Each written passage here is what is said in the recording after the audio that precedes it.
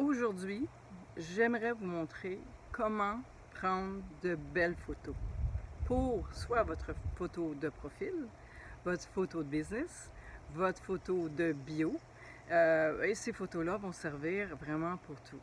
Ce que je vois souvent, c'est de très très belles dames avec quelques éléments qu'ils ont oubliés et ça change complètement leur visage. Alors aujourd'hui, faites un petit peu, prenez un petit 5 minutes, je vais vous montrer comment prendre de belles photos pour être ravissante n'importe quand. Même les photographes souvent ne savent pas comment, même les photographes professionnels, d'ailleurs j'ai travaillé avec beaucoup de photographes, ne savent pas comment placer les modèles ou les gens pour être à leur avantage. Alors moi je vais vous montrer quelque chose qui enlève les rides, qui vous fait paraître mince, vous donne 20 ans de moins et voilà, on va aussi donner des petits trucs de maquillage dans quelques vidéos.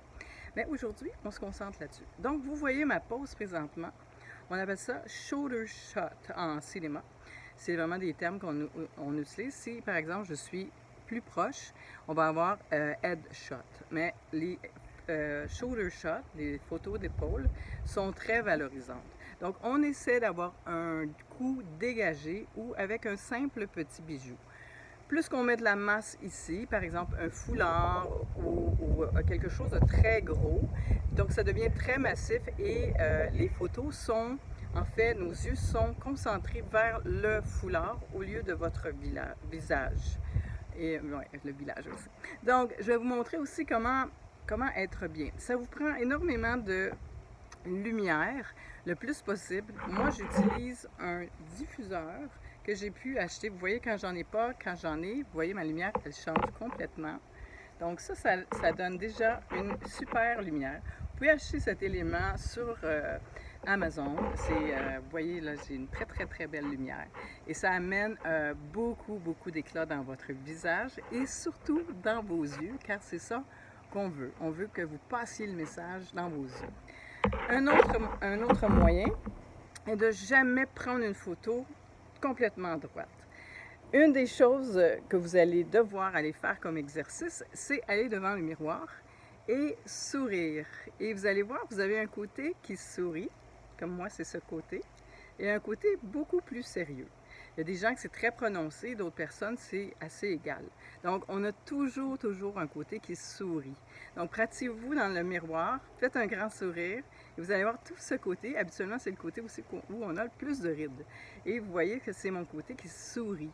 Donc jamais ne prendre une photo de face car on montre très bien les deux côtés qui sont inégales parce que c'est la beauté, c'est la façon, le visage n'est pas égal, vous avez deux côtés complètement inégales. Donc on va aller, pour moi, c'est vraiment, moi je le connais, mon côté, vous allez toujours connaître votre côté par la suite et vous allez vous placer de côté comme ça et les épaules, vous voyez, c'est beaucoup moins massif comme ça.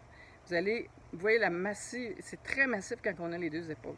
Donc quand on se bouge de côté et on ramène un peu cette épaule débalancée un peu, donc déjà on a un élément plus valorisant pour notre visage. Et je vais juste regarder de côté et être de côté comme ça. Mon regard est en avant, mais mon visage et tout mon corps est de l'autre côté. Donc plus qu'on va, donc on peut vraiment bouger notre visage. Un autre point très important, si on ne veut pas un double menton, c'est d'avancer notre visage un peu comme si on allait dire un secret. Vous voyez la différence? Souvent les gens vont prendre des photos comme ça et on a un beau gros double menton. Donc on va avancer notre visage et on va sourire, on va regarder de côté et on va dire cheese. Donc c'est sûr que vous voyez la différence. J'amène un peu mon épaule et si vous êtes devant, par exemple, vous avez un meuble en avant, vous pouvez accoter.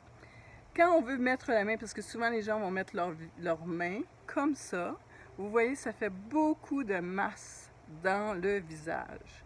Et même comme ça fait vraiment beaucoup de masse. Comme ça, beaucoup de masse.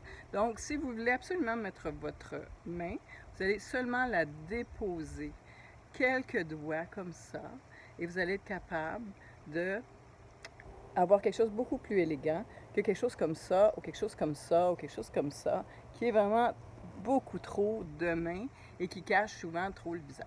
Donc on essaie d'allonger. Si vous voulez mettre un col roulé ou un foulard très très petit, pas gros, moi je vous suggère plus d'avoir quelque chose de dégagé comme ça, quelque chose